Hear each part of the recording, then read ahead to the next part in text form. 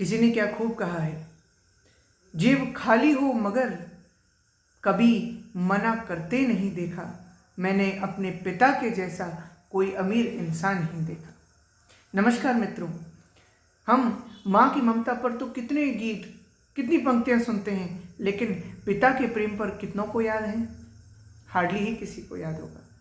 Hardly anyone remember. सो आज मैं एक ऐसी सच्ची घटना, एक छोटा सा वाकया, एक 5 मिनट की बात आपके बीच में रखना चाहता हूँ, जिससे हमें अपने पिता की कीमत समझ में आए। एक बार की बात है,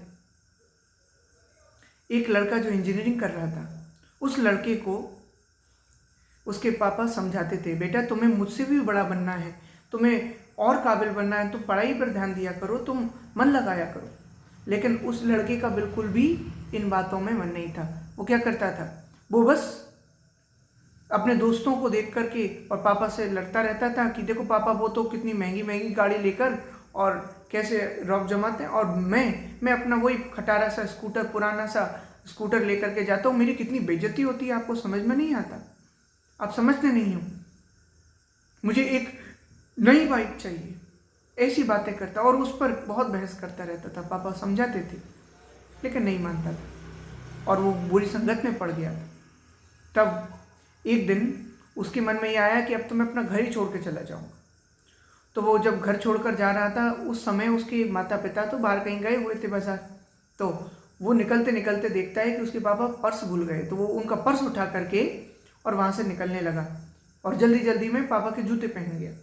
थोड़ी दूर तक भागा, फिर थोड़ा सा जूतों पर नजर गई तो एकदम से उन्हें खोल कर, अरे पापा के जूते पहनाया मैं, तो उन्हें खोलकर वहीं छोड़कर फिर आगे बढ़ा तो उसके पैरों में कांटे लग गए।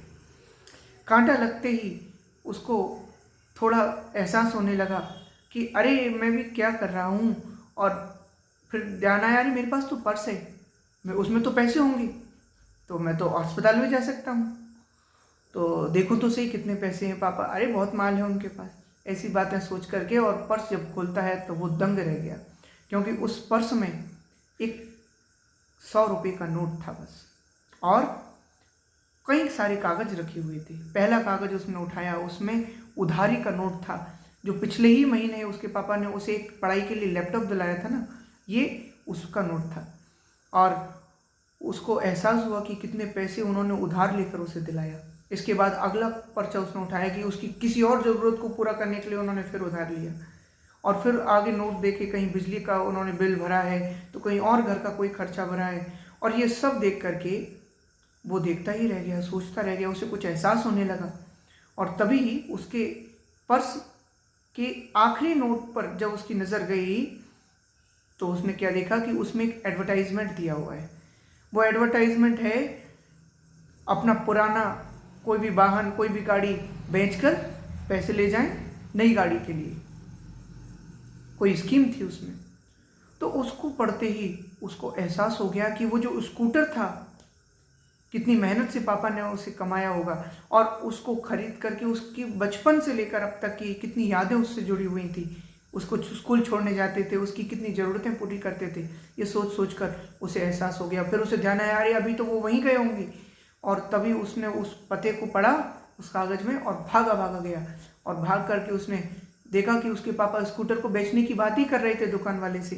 तभी उसने भाग कर रोते हुए अपने पापा के पैर पकड़ लिए और उनसे रोते हुए मना करने लगा, मुझे माफ़ कर दो, मैं आपको पहचान नहीं पाया, समझ नहीं पाया, मैं आपसे बहुत मन लगा कर पढ़ाई करूंगा, एक बहुत बड़ा इंजीनियर बनूंगा और आपके लिए वो सब करके दिखाऊंगा जो मैं कर सकता हूँ।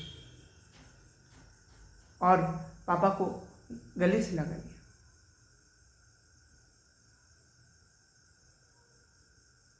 ये जो वाकया, ये जो घटना हुई है, ये हमको बहुत कुछ सिखा कर जाती है।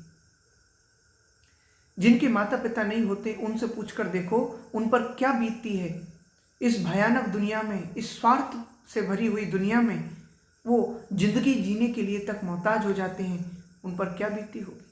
इसलिए जब तक आपके पास आपके पिता हैं, आपकी माता हैं, उनकी कीमत करिए, उनका सम्मान कीजिए, उनकी भावनाओं की कद्र कीजिए। और वो चाहते ही क्या है, उनका सब कुछ तो आपके लिए है, अपनी सारी सपनों को तो उन्होंने आप पर ही न्यौछावर कर दिया।